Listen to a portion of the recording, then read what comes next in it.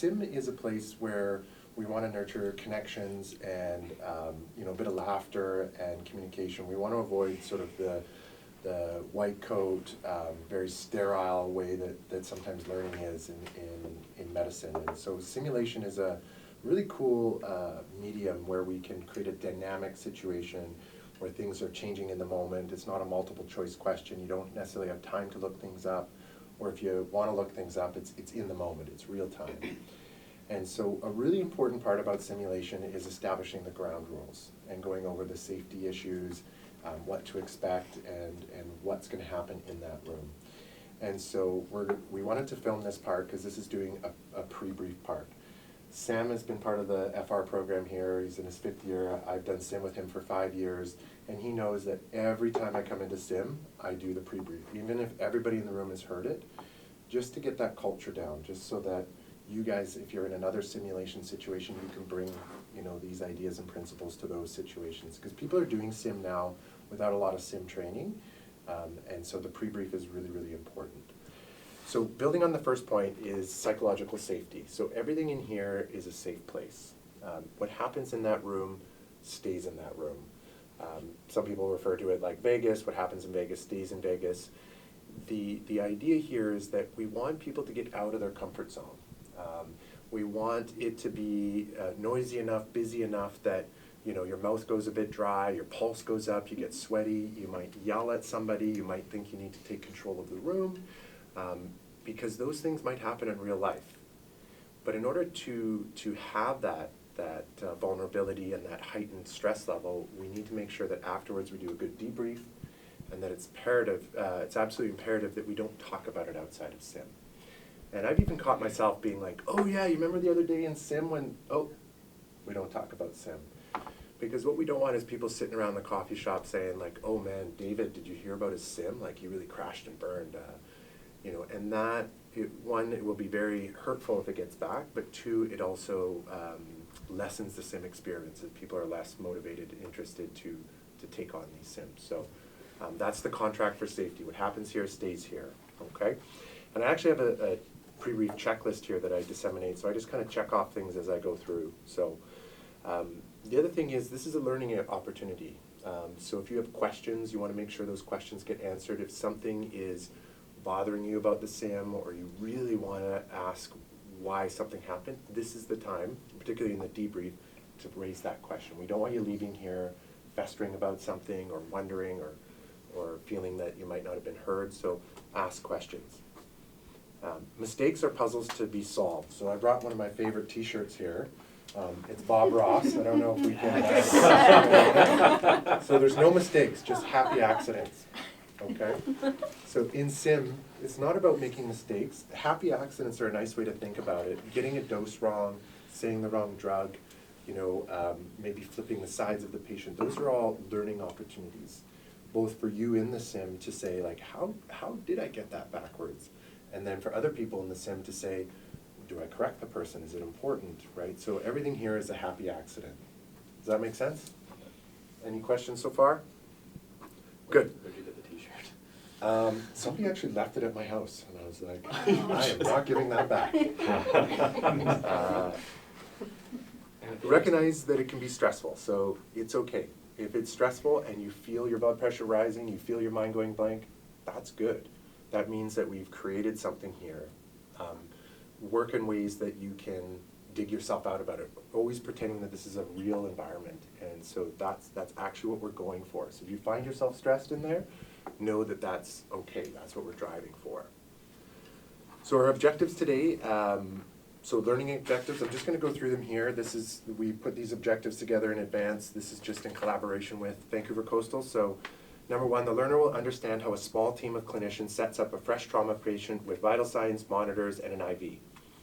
The learner will know how a team of clinicians conducts head-to-toe assessments of sick patients, and the learner will know how to conduct potentially life-saving interventions during the assessment. Thank you for the coffee, Sam.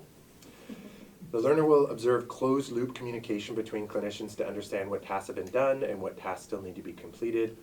Closed-loop communication refers to you in the blue shirt, the nurse. Can you please give 1 liter of normal saline and let me know when it's in? I have given one leader of normal saline. Thank you. So that would be closed loop communication. It is a bit cumbersome at times, doesn't always have to be observed, but that idea of direct communication, eye contact, name, medication given, avoiding things like, can somebody please give some fluids? We want to move away from that. If it happens there, in the sim, you don't have to correct, but just to be aware of, and we'll debrief that. The learner will understand the importance of calling for help as early as possible and the consequences of not having this support in the first few minutes. Help can come from extra nurses, backup physicians, x-ray lab techs, administration. Number 5, the learner will recognize when a patient urgently requires a high level of care and how to call a BC ambulance for transfer ASAP. The learner will observe the value of immediately involving an available ER doctor from RTBS with help and advice or task delegation. So spoiler alert, you will be calling RTBS. If you don't, we will prompt it, we'll do it.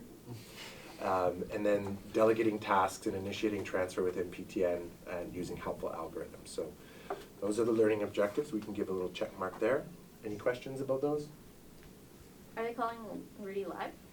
Or is there a backup? No, Bryden's going to be there. He's not covering Rudy, so he's going to be dedicated to cover. Okay. Building on Lisa's point, this is not a summary assessment. Nothing will go back to your program directors. There'll be no evaluation. This is just for fun. This is just for learning. So shed all of that. I'm being watched. This is just no formal assessment. Except next weekend, right? Perfect. Okay. So then we get into what I like to call the fictional contract. So this is like a bit of a play, this is acting. And what we're trying to do is simulate the real world environment. And the better we can do that, the better we can increase what we call the fidelity. So the fidelity of the sim is how real it is.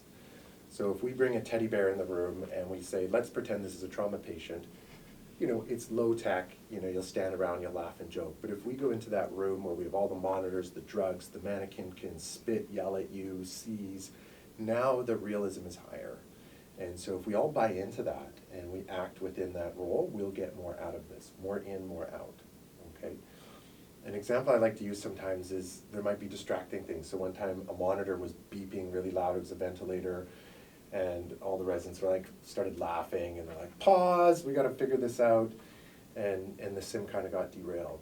The same thing happened in a different sim, and somebody, you know, sort of jumped up in the moment and said, this thing is really loud, I'm gonna unplug it and run it out of the room so we can continue, right? Like taking ownership of that, being real in the moment. Same thing if you're gonna put an IV in, you can go up, get the IV, you can take the time it takes to put it in. If something happens, the lights go off in the room, there's an overhead call, just staying in the zone and staying in character. Make sense?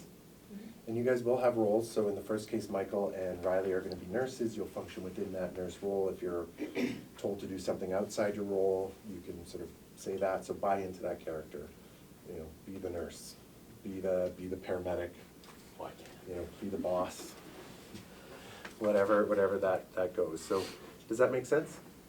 Any questions about that? I have one question. We kind of talked about it earlier, but if something isn't in the room that usually would be in an emergency room, we were previously talking about a glucometer, it's okay to, I guess, notionalize if there isn't one immediately available, but just to clarify that if something maybe wouldn't normally be in an emergency room setting and is asked for, are we still going to try and notionalize that, or is that kind of, oh, we'll do that outside like the parameters of the sim, so we'll grab something and notionalize it, or we'll just say it's not available? Perfect. That's a really good question, right? Because that's that in-the-moment thing. So we're going to be driving the case from behind the screen. So we'll have earbuds in you, Michael and Riley, so we'll be giving in-the-room feedback. So if somebody, you know, wants the ECMO machine, we'll say ECMO's not available. Okay. He's just done a whole A lot of work. glucometer, you know, some tape to tape down a chest tube or whatever should be in the room. You can't immediately find it. That's where you can pretend, like you can pick up an object and say, I have the tape here, a glutometer should be in the room. Most things should be in the room. If it's something bigger, we'll chime in and say it's not available. Or we're gonna get one down from the supply room. It'll be here in 30 seconds. So feel free to ask that out. In the moment, you can also throw out to the room, you know, you're examining a leg, for example, and you can say, do I see anything on the leg when I examine it? You know, if you're wanting, or if you want to change and you don't think the change is in the room, you could say, I've just given the fluids, do I notice any change in the patient's condition? So you can help trigger us running behind the screen that you've done something, you want feedback in the room. So that's how we can work together. Does that make sense? Definitely. Does that answer your question? Yes, thank you. Perfect. All right. So we can do that. I love this one. Treat the mannequin as you would treat a real patient. So you can cut into this patient. We want to do a chest tube. If you want to do a crike, you want to do other things, we'll stop you if you're doing something extra. But yeah, treat this patient as you treat a patient, respectful, you know, the way you handle them, also buying into that fictional contract. We've done a bit of an orientation to the sim lab. Most people have been in there. We know where the equipment is, the videos, everything else. So I think that goes through most of the pre-brief. Would you have anything else to add, Lisa? No, I think I used the same checklist, so Perfect. I think Yeah, you there's- knocked it off. There's lots of checklists here. The final thing I'll touch on is the debrief. So the debrief is where we unpack what happened in the case after, once again, a safe environment. It'll be led by Lisa and I, and that's where we're gonna use what's called an advocacy inquiry approach. It's part of the PEARLS framework of debriefing. And that's where we're trying to get you guys, the learners, rather than maybe telling you what you should do. For example, you know, Matt, I noticed you gave 1 gram of calcium, you should have given 2. Okay, remember for next time. It would be more like, so take me through your decision on the calcium choice and walk me through how you got to that decision. And what we're really trying to do is get the learners in the room to bring forth what they want to debrief, and then in a safe way and with facilitation, get you guys, whoever was involved in the case, to discuss, to work together, to even have 2 people in the room sort of asking, what did you do there? And I noticed you did this, I was trying to do that. And the less the facilitator has to do, in fact, sometimes the better. And our job is to sort of subtly guide you through that and facilitate a debrief in a safe way. I don't think that was meant as a hint about calcium. I I don't think there's any calcium involved Yeah. necessarily. I will give you a hint, it's less about the medicine and drug doses and more about crisis resource management. So that's closed loop communication, shared mental models, summaries, team environments, collaborative, right? Using resources that are available to you, calling for help, all those things. That's the power of SIM. You know, you can look up the drug doses at home. I should also mention, you guys have phones. You can, you know, as the team lead, you can say, you know, you there in the blue shirt, can you please look up the dose for calcium and let me know when you've got it? So you can use those resources. You can use the whiteboard, you can document anything in the room. All right. You guys ready to begin? Let's do it.